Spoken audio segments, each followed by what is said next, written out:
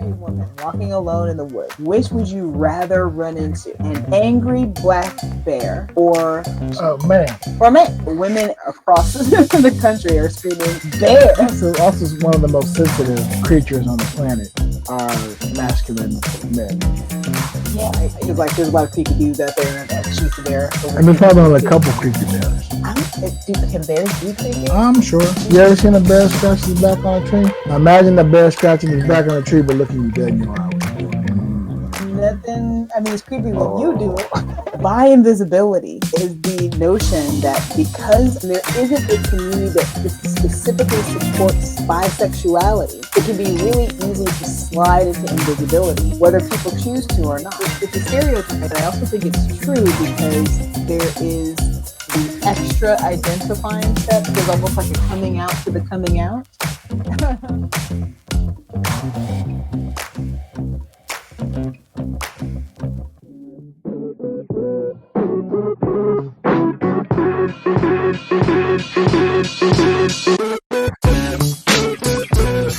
Artlist.io.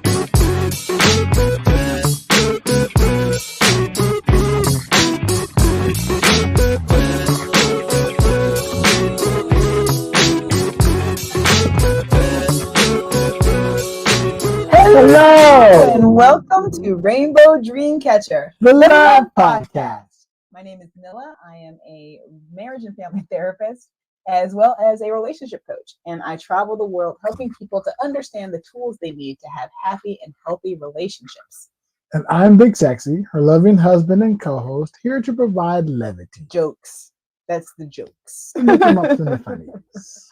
All the funnies. Even though I gotta say, I think we are pretty entertaining. Anyway, at the duo. Yeah. All right. So today we're going to start with some interesting questions. Just before we started recording, I asked you about this meme. We're going to put it on Colorful Humans. It just has I'm just going to describe it. Probably the worst thing to do, but it's okay. We're on. It's an audio podcast. We're on an audio podcast. Audio format. I'm going to describe the scene. Imagine a meme. Imagine a Simpsons meme. Imagine it's Homer sitting at the bar. Now imagine every kind of cartoon bear you can possibly imagine. Care Bear, grizzly bears, black bears, small bears, gummy bears. There's just bears everywhere. And the caption says, everybody's timeline right now. Of course, we're talking about this question that, popped up as these questions do. And I'm going to see if I can think of it. You know the question, right? Kinda. Okay, so the question is about if you were a woman. Funny, I don't know who asked the initial question. I don't know who asked the question either. And I don't know who they were asking. I don't know who asked the question. I don't know who they were asking. I'm not sure why the question was asked. All I know is, like a lot of things that happen on the internet, it just showed up on my feed, and suddenly I can't get away from it. So since I can't get away from it, y'all can't get away from it. We talking about it. And if it hasn't hit your inbox yet, well, you're welcome. Sorry, and you're welcome. So the question that was posed somehow, somewhere to somebody was that if you were a woman walking alone in the woods, which would you rather run into? An angry black bear or what's the question? Man. Or a man. Or just a man.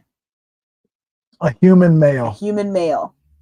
And I don't know. I think the controversy, and I guess I understand it, but I also don't. It's the same kind of controversy, which is that women explain their experience in the world. And oftentimes men are like, no, that's not possible. Now today, we are talking about gender expressions for folks that are that express their gender as female or feminine versus folks who express their gender as male or masculine, right? And we're going to use the shorthand of man and woman, however you label yourself or whatever place you place yourself along that spectrum. I still think it's a worthy question to ask, right? Right. So, to me, I think it makes perfect sense that women everywhere across the country are screaming, bear, clearly the bear. Right. What are your thoughts about this? I'm curious. As someone whose expression is typically male. It saddens me a bit, but I understand it. Okay, what do you understand about it? Because a lot of men seem to say they don't really get it. Oh, I mean, I understand how horrible men are. You know, the men who say they don't get it, they're probably a horrible man. Okay, so now that's a deep statement coming from a man. You're saying that men are horrible. I'm saying, generally speaking, men do horrible things. Okay. Generally speaking, atrocities tend to be perpetrated by men, especially masculine facing men. Yeah. You know, because I am who I am, I decided to look up the stats for this actually. And honestly, the stats for violence against women, like there's so many different categories. Like we're talking physical assault, we're talking sexual assault. But I mean, basically, you're looking at 1 in 3 women in their lifetimes will endure a physical assault by someone they know. And 1 in 4 men will endure a physical assault by someone they know. But only 11 people are going to get killed by bears every year. There's 750,000 bears that are out in the wild. Now, part of that, obviously, because I'm a very literal person, is because folks are not out in the woods hanging out with bears. Right. But I would imagine that even if we were out running around in the woods, that generally we're not going to come anywhere close to the human on human violence that is perpetrated from those that are expressing as male towards those, toward everybody, but especially those that are expressing as feminine. Right. But but a bear is also not going to hit on you. A bear is not going to get upset at your rejection. Right. A bear's, not going to express emotional violence towards you. Well, and a bear doesn't necessarily assume that they have a right to anything that I have, including my body, my physical possessions, unless, of course, I got a big old sack of food. If you got food, the bear will sit. But even then, will the bear kill me for the food? I remember seeing that. Did you see that video months ago of the mother and son? There was a family. They were sitting at a picnic table. I thought it was staged. And a bear came up and started eating the tacos and stuff on the picnic table. I didn't see this now. No, and there was a little kid there, and it was a little kid and a mom. And the mom was just holding the little kid. Kid was like maybe 6 or 7. Okay. And imagine you're sitting at a table and the bear was on top of the table eating the food in front of them. Right. Obviously they can't move. Right. So they're just standing there or sitting there as silent and still as possible while this bear is eating. Terrifying. Right. Like I couldn't even imagine. But you know what happened? The bear ate the food and then he left. The bear didn't turn around and say, "Bitch, mine now." What? Right. And the bear wasn't like, and by the way, I am entitled to this food. Right. I mean, I mean, I don't know. To me, it seems like a very clear-cut question, but it seems that there are a lot of folks that are upset by this. I think this is I think it's something that comes around every few years. Well, I also say one of the most sensitive, and we're gonna get some controversy maybe around this, but also one of the most sensitive creatures on the planet are masculine men. Yeah, they express the most outrage at perceived slights. Yeah. No matter what, and they always make it about them. Well, and I think part of that is just how anger is structured, right? Part of sometimes when I talk to my clients or just folks I'm working with, or even just folks in general, and they tell me they're really angry about something, I ask what happens when they substitute the word powerless. And when you substitute the word powerless, it's often the same emotion, but it offers clarity about how this anger is being expressed. And one of the things that I think that is really unfortunate for men in our culture, in many cultures throughout the United States, and also many cultures throughout the world, is that there is a very narrow way of how to be a quote unquote man. Right. And because that is such a narrow band, I feel like if I had gone through my entire life feeling emotionally constricted by the messages that I get over and over again that my emotions are not welcome here, that by the time I get to adulthood, I can only imagine that anger not only has grown up with this person, but has grown up in this kind of constrained, like pressurized cooker, so that of course those slights are going to set these things off because it's been in this pressure cooker and still remains in the pressure cooker. Right. I think men don't learn good ways to handle negative emotions. And the ways they are told to handle their emotions cuts them off from themselves. Right. Right. And because of that, they, have these expressions of violence and anger and lack of insight, entitlement. And it's not to say that resides with one particular gender. No. But, we got to say the majority of the violent acts that are taking place between humans, human to human, tends to be those that have male gender expression. So I remember watching one of Jordan Klepper's videos, and it was when Hillary was running for president, and they asked somebody, why don't you want Hillary for president? Why wouldn't a woman for president be good? And they're like, well, because we could go to war possibly go to war every 28 days. And he was like, hasn't men started every single war that has happened in history? Haven't they all been started by men? Yeah. So what exactly? Yeah. Well, and again, I think there are these well, and that gets into a whole nother dynamic about, powerful women and the stories we tell ourselves about powerful women, and women in leadership, and also just an ignorance about female bodies. Like, you guys, we got to stop this whole 28 days. People gonna blow up the world. Guess what? Women have been living and having the same bodies work in the same ways for literal thousands of years. Right. And you don't see us running around blowing shit up every 28 days. No. I mean, at worst, you might see you being like, oh my God, I'm in so much pain. Right. Maybe you would blow something up, and it's again talking about how you maybe need to deal with negative emotions and circumstances. Right. Right. Oh, it's just the fact that, if there's a significant, female presence in your life, then if they have any kind of issue towards anything you have done, you immediately blame it on some physiological aspect that you don't fully understand. It's very frustrating. And also, why don't we understand this, y'all? The knowledge is out there. It's out there. We know why these things happen. We understand how bodies function, even though there does need to be a lot more information and research about female systems versus typically male systems. Also, I wouldn't trust any dude just walking around in the forest. No dude, not a single one. Not a single one. Unless he was lost. Well, because you got to remember the statistics. Even still. The statistics these are not stranger violence. We haven't even talked about stranger violence statistics. I didn't even bother to look up stranger violence statistics. Instead, what I looked at was partner violence, which means not just somebody walking around, but somebody I know. Right. And the answer would still be no. The answer would still be probably bear. Probably bear. Yeah, generally speaking, bear.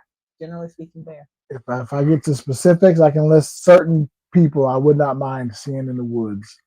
But I'd have to list them by name, by name specifically. Now, here's a question, and this is something I do not have the answer to. And dear listeners, my dear colorful humans, if you have some insight about this, I'm curious.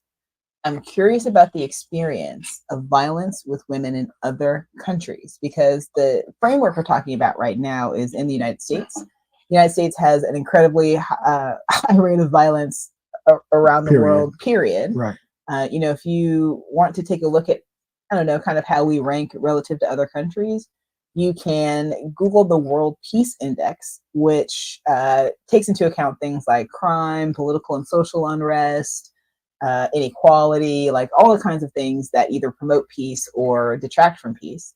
And you would be amazed at how low on the totem pole the United States is. I think we hang out someplace close to Haiti and Rwanda, for real. I mean, I haven't looked at it for a minute, but y'all look it up. And if we look it up, we'll add the stats here so that you can see them. But I'm curious then if that also translates into a lower rate of violence against women. I'm wondering if a woman in Sweden, for example, might say, man. Right. Because, maybe their experience with men isn't No, I still think they'd say bear. Maybe, but I gotta tell you, there's the experience with violence, right?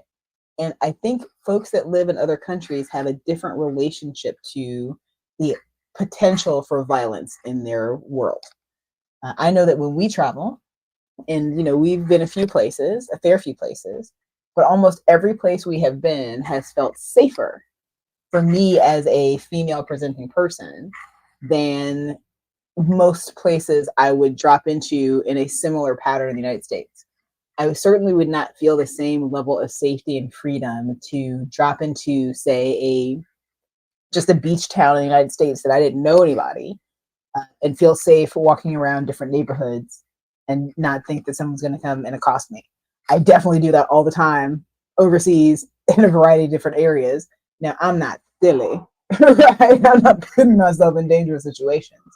But also, there are fewer dangerous situations to put myself into, it seems. Right. So, I don't know. I'm curious. Are you ready for the stat? Yeah, what's the stat?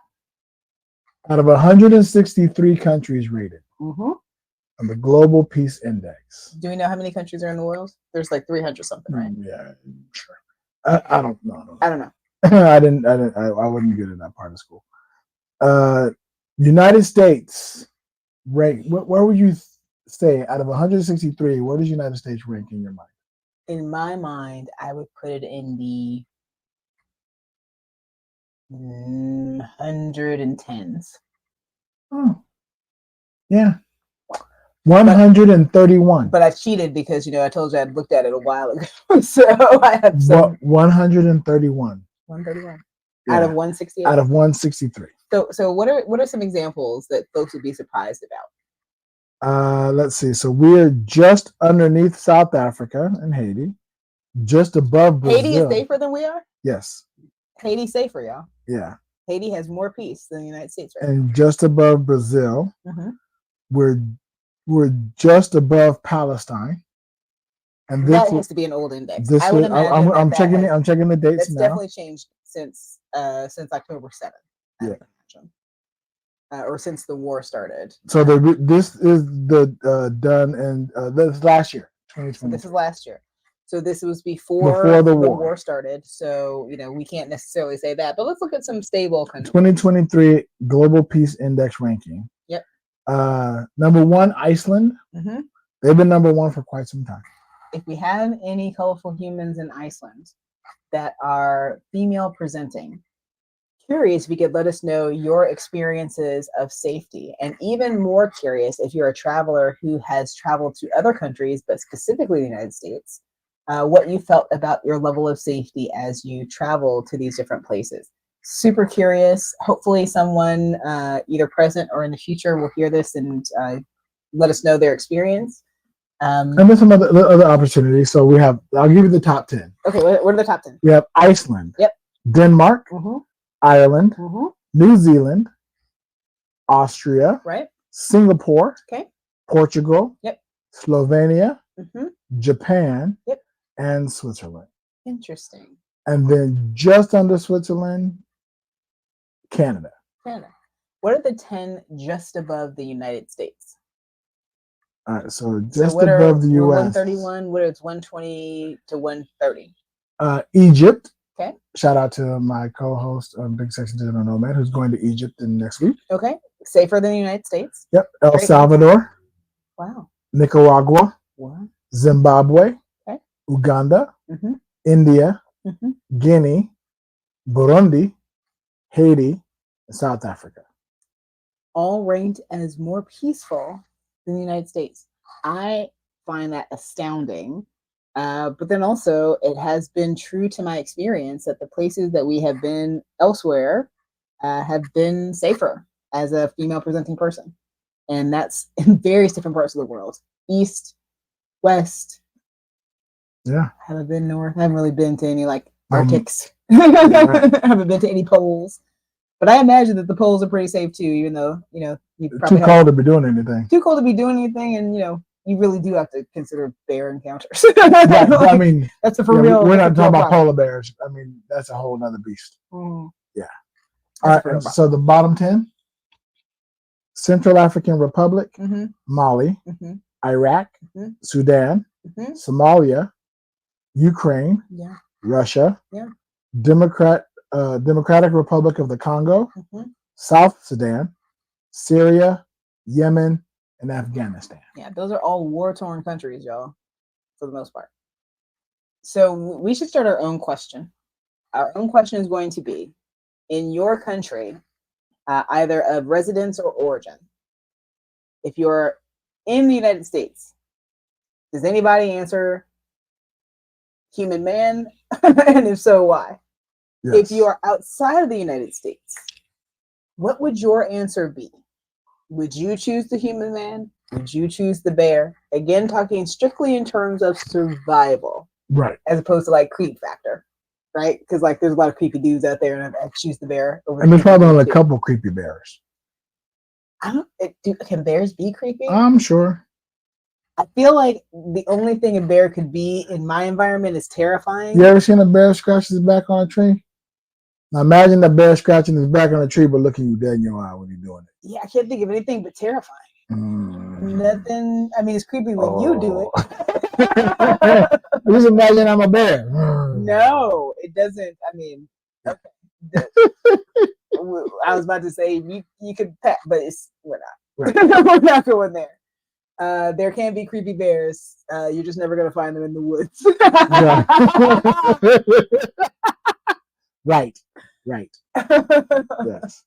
Okay. Right, so it's Oops All Questions Day. Yay. So what is our next question? All right. Our next question comes from our friend Sophie. Okay. Who we met on the cruise. We have to get all that. Sophie? Sophie.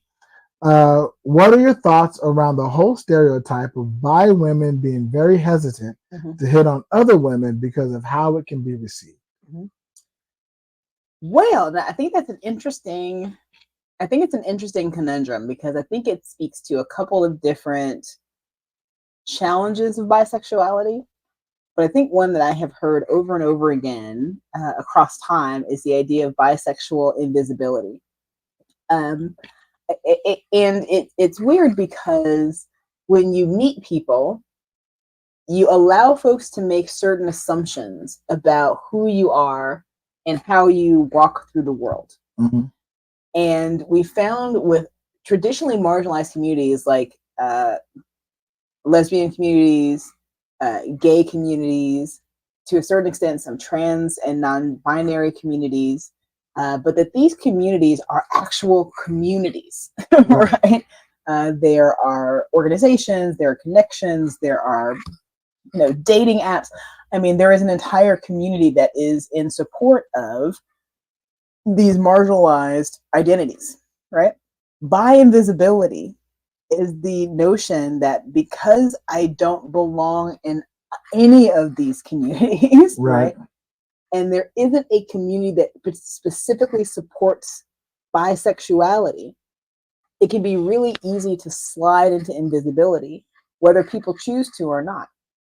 I walk around with rainbow hair, right? Every day, right?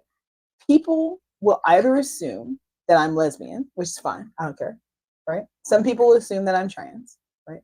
Never do people assume that I'm bi. What happens is that they will assume that I am gay or lesbian. They'll assume I'm lesbian. And then they'll meet you, and then they'll just assume I'm straight. And then that's just the end of the conversation. Right. Right? There's really no further conversation unless I take the step of publicly identifying that I am also bisexual, right? Now, some folks are not necessarily comfortable outside of the spaces of community in sharing those things. Mm-hmm. I think it can sometimes feel confusing. I know that early on, for me, it felt very, very confusing. And to try to explain to people that, like, oh no, I've actually chosen an opposite sex partner for life, right? But that doesn't necessarily change my identity, if that makes sense. Yes. Right? So I think that the stereotype comes from the challenge of bisexuality of how do I actually identify and have people both recognize and acknowledge the presentation that I'm in. For the most part, when I am by myself, I am treated as a lesbian woman, and when I'm with you, I am treated as a heterosexual woman. There are very few spaces where people are just like, "Oh, bye," right? How does that treatment differ? And how would it differ for bisexuality? You know, I don't know how it would differ for bisexuality in terms of how the treatment differs. I don't know that it's a difference in treatment so much as it is an understanding of how people are perceiving me, right? Okay. One part of the assumptiveness is just what people share with me, right? So, you know, I can't reach into people's minds and be like, oh, this is whatever. But people will often come up to me and say things like, you know, thank you for representing and blah, blah, blah. You know, so there is a very clear identifier, right? That I am a part of the gay community, right? When people try to place me within that community, right? They're either looking to place me with, they're generally looking at the people that I'm with, right? But with other women, then the interaction tends to be one that is curious or questioning about whether I'm with that other woman. Okay. Right? Whereas if I'm with you, there's no question. No, it's not. It's because we present as a heterosexual couple. Right. And that presentation, there's no way for me to, unless I put a big old sign like rainbow hair, it's not really easy. Even with that sign on. Even with the sign on, right? That is the assumptiveness. Right. So I don't know. So power of assumption. Yeah. So I mean, it's a stereotype, but I also think it's true because there is the extra identifying step. There's almost like a coming out to the coming out, because I don't fit easily into the boxes of community, and oftentimes even folks within the community don't necessarily accept that I'm a part of the community, right? Or that even though the B is right there in there, right? Or that my identity has validity. It's almost like, you know, you're just waiting until you pick a side, and like, oh, I guess you picked your side. It's like ain't nobody picking sides. Right. it's just what it is. That's one of the reasons I have an issue with labels. Yeah, well, you know, I mean, the identifiers are identifiers, and it makes sense, especially in society and all that kind of stuff. It's the erasure that is irritating. Yeah. The challenge is I don't know how to avoid erasure in human relationships, because we are wonderful creatures, and we have this beautiful ability to be able to conceal parts of ourselves if we choose to, and to just have parts of ourselves that are not readily available to other folks. And I think that that's okay. I'm really happy about that. But it does lead to different challenges for different groups as identifying. I think a long time ago, I talked to a gay male friend of mine who was very straight appearing. And I mean, I guess, I don't know, we can kind of get into the back and forth about what is gay or straight appearing. Right?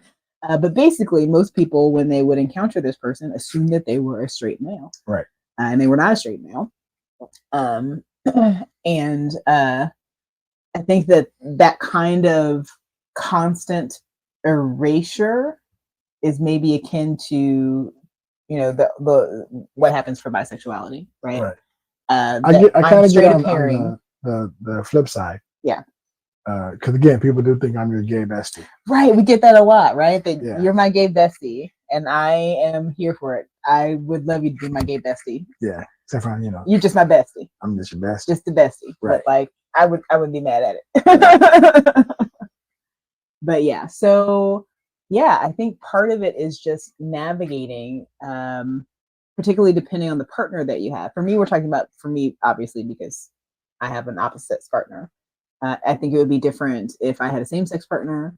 I think I'd have similar kinds of challenges, though. I think for some folks that might be actually an easier entry, because again, if I have a same-sex partner, that's an identifier, right?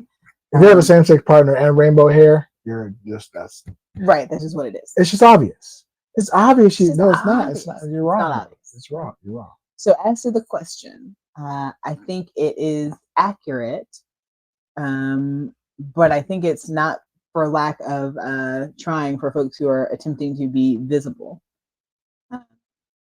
Yeah, it's hard to get out of boxes when people want to put you in a box. So I think that's where that stereotype comes from. I think there are some valid reasons that it's present in there. I really am always looking for bisexual community. I know when I first came to Vegas many years ago, I went to the center, which is the Gay and Lesbian Center. Spent quite a bit of time there. I love that place. Shout out to the Southern Nevada Gay and Lesbian Center of Las Vegas. But I went to the bisexual groups and there was like 4 people and it was very not community oriented. So, I just never went back and wasn't able to find community. Now, what about the issue about the hitting on women part of the question? What was the issue with the hitting on women? Remind me. The bi women are hesitant to hit on other women because of how it can be received, which I'm not sure of what the meaning is. What's the fear of how it will be received?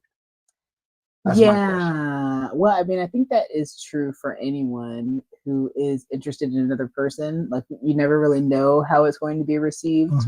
I think that if I think about this in a logical way, numerically, there are fewer folks that are part of the spectrum of gay, lesbian, trans, identifying and engaging in life. So there are certainly a fewer number of people, right? And those people aren't always as easily identified. There's not the same kind of assumptiveness. But I don't think that there is more or less hesitation on the part of the person. I can't imagine what the fear would be other than the common fear of hitting on somebody. Other than the common fear of hitting on somebody. Right. Now, what I may be reading into this question, and if I'm reading in too much, let me know. The only thing I could think of that might be a hesitation is if we are talking about engaging in polyamory or extra relational connections, right? That's a whole different ballgame than I'm just a bisexual person and I hesitate to hit on another person, whether they are male or female, right? As opposed to someone who is a bisexual person or a bisexual woman specifically who is partnered. And in that sense, what you're actually dealing with is not the challenge around bisexuality. What you're dealing with is the challenge around polyamory or social norms and social or open relationship and social norms and that kind of thing. And in that sense, I got to say, I think the hesitation is pretty warranted.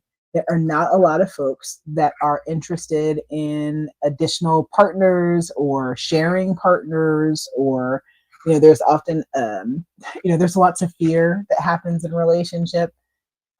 Folks that have more than one partnership, I like to call the varsity level relationships. Like, this ain't no JV. It just gets harder, right? So it's kind of one of those things that if I want something that is more difficult, it's going to require more time and energy and effort, and it's going to have a higher level of difficulty and a greater chance of failure, right? Because they're just more moving parts to that.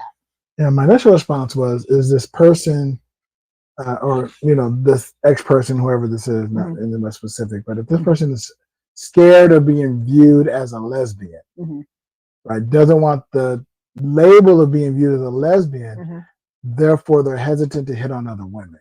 Oh, is that the intent? Well, I don't know. I'm posing that possible because it doesn't say hitting on men, right? Oh, I assumed it was hitting on women. Yeah, the question specifically says, well, the stereotype of bi women being very hesitant to hit on women.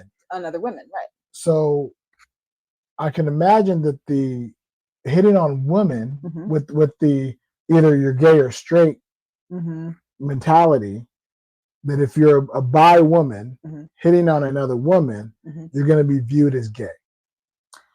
Right? Well, no. No.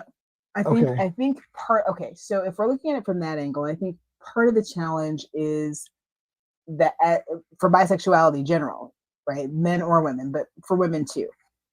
One is that oftentimes straight folks don't necessarily have an understanding of what that means, and then want to categorize like, oh, you're actually gay, right? You're actually a lesbian. You just haven't made a decision yet. There's that whole like you haven't made a decision yet. Right. Okay. And then for lesbian women, there's the idea that like you're trying to keep a foot in each camp.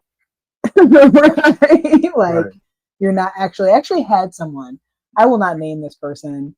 This person is someone that I love, that I have spent many years with, but who really kind of revealed this side to me that was not the best thing I've seen from this person, which is why they will remain unnamed. But they gave me this whole rant about how bisexual women don't really understand, are not, really a part of the community, and that we don't have the same kinds of struggle we get to pass in society, and as a result of that passing, we don't really understand what it means to, have this identity and to have these struggles. And that's just, and this is a person that, is pretty prominent in the community. They teach in these areas. You would think that they would have a more expansive view, but their own personal history said, kind of produced this vitriol that was like, you're not a real part of the community, right? Because you're not a real lesbian. And I don't claim to be a lesbian. So I'm definitely not part of the lesbian community. I'm not a part of the lesbian community, but also, the idea that you are somehow illegitimate. Right. And I think that stigma is one that makes a lot of people very hesitant, right? So in either direction, there is stigma about why you are not actually a part of the larger dominant community, whatever that person's dominant community would be. So if it's the straight community, you are a deviant from the straight community. And if it is the gay community, you're not gay enough. There isn't a big bi community. And there isn't a big bi community, at least not that I have been able to discover. Now, y'all, I'm old. I've been out of the game for a minute. Relatively speaking. But things could have changed. And I'm really hopeful that things have changed over time since I had that conversation. Because that conversation was a while ago. But I'm really hoping, I don't think it has. I don't feel a shift. I have hope in my Gen A folks, my Gen A's, and some of my Gen Z's. I am really hopeful. Is that the next gen after Z? Go back to A. They go back to A. They don't do Gen AA. They don't do a Gen AA. They don't double Z. Right. They don't Z1. None of that. It's so Gen A. Okay. The research, at least the stats that I've seen, and I'm not quoting anything in particular, but the stats I've seen have shown that they are very expansive in terms of sex and sexuality, in terms of accepting folks of different sex and sexualities. They understand that it's a spectrum. And there might be now, and I'm hopeful for that generation, a sense of community. I mean, I can't be a part of that community. Hello, fellow kids. I hope that they are creating that community, and that stigma is going away and slowly going to the wayside, as it should. Yeah. It's weird because I shouldn't be a part of that community. I'm a part of the community as an ally, right? Because I am a very, heterosexual. Well, I mean, you're an ally to the community. Male. I don't know if you're in the community, but you're an ally. I'm an ally to the community, right? But like the other community of other cis heteronormative, masculine community, I don't feel a part of that either. It's part of my distaste for labels, because you're trying to box somebody into, well, if I give you this label, that means you're this and you behave this way and you like these things and that's this. When it is a larger spectrum, across the board, and I think it should be, as inclusive as it can be. I understand there's been, tons and tons and multi-tons of discrimination, and which is why you start to lower the community and bond and build and support one another. But I don't think that I don't like when there are issues within communities of lack of support.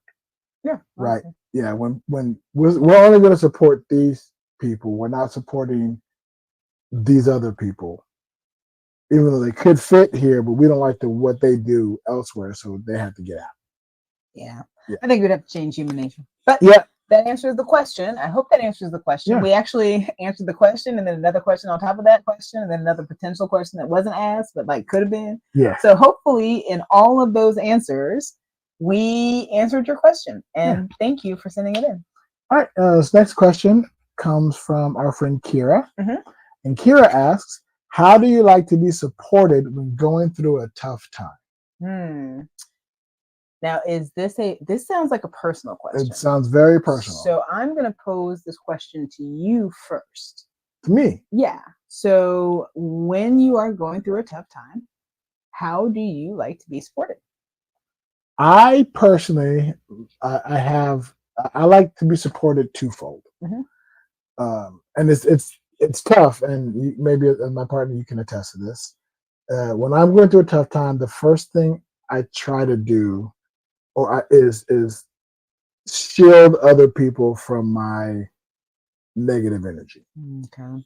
So I usually tend to isolate when I'm going through a tough time. That's step one. Before you continue, I need to just take a moment. Oops. I need to center myself. I need to get out of therapist mode. Sorry, y'all. There's something I got to do every now and again with my partner. Is that I'm going to hear some things that's going to want to toss into my little mental health mind, and it doesn't belong there with my partner. So give me 1 second. Okay. Let me get centered. I'm not this man's therapist. Okay. No. I'm listening. So then I like to be comforted. Okay. And encouraged and built up, and to be reminded of positive things, and it depends. I mean, a lot of it depends on what I'm down about or what the tough time specifically is. Sure. But generally, I like to start off with isolation, and then I like words of affirmation and confirmation and security. Okay. How do you like to be supported when going through a tough time? Yeah, and I don't have the therapist filter that I got to worry about. Yeah, when I am going through a tough time, I think the thing that is most helpful for me is actual physical support. So, like for me, and this is again, I kind of have some insight working in therapy. I work around trauma all day, so you have to have an idea of how to take care of yourself and how to allow others to take care of you when you are working in those areas. So for me, one thing I notice is when I get stressed, it is difficult for me to eat. It is difficult for me to stay focused on particular boring tasks, dishes, laundry, those kinds of things. Paperwork, they tend to fall by the wayside. So the best way to support me a lot of times is just to be like, I'm taking X off your plate.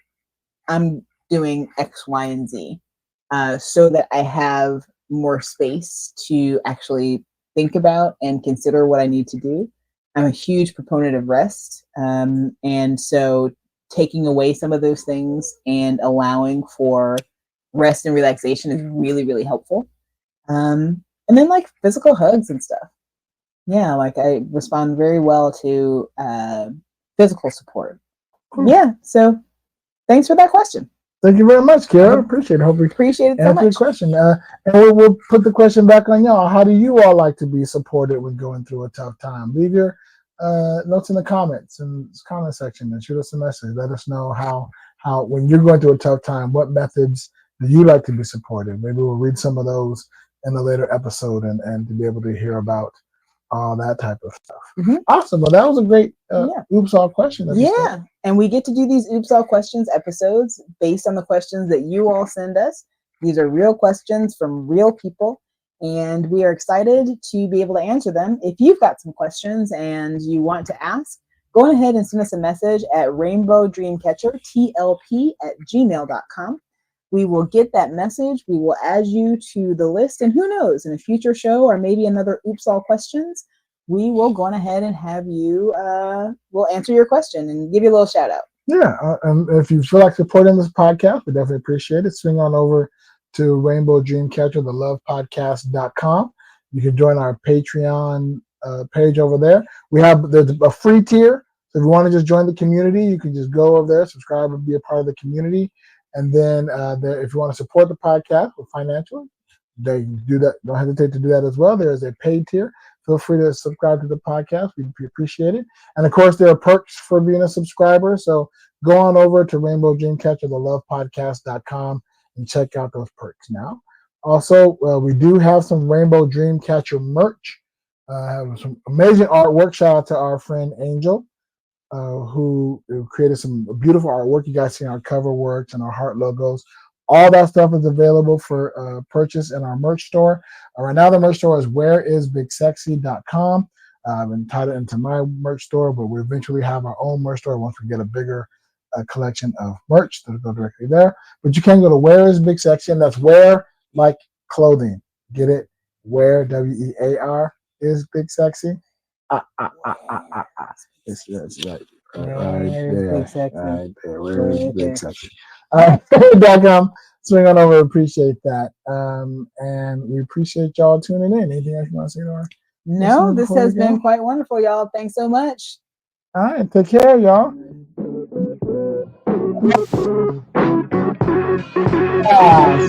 Bye.